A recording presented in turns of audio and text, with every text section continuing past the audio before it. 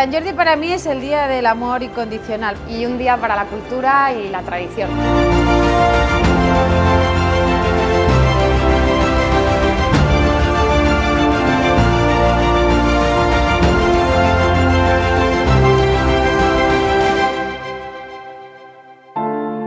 Hem volgut aprofitar la llegenda de Sant Jordi, la relació que té la sang i també la relació que té la llegenda amb la casa. És una experiència que no costa res. Fas una acció solidària que realment no té repercussió a la teva vida diària. Quan vaig veure que feien aquesta campanya no ho vaig pensar dues vegades, perquè a casa ja hem tingut problemes d'haver de necessitar sang. Jo vaig començar a donar sang arrel d'una amiga perquè ho necessitava i et diria que tu també ho facis perquè segur que tens algú proper o algú que no coneixes que ho pot necessitar. No requereix gens de temps i que en canvi pot ser molt important per alguna persona que ho necessita.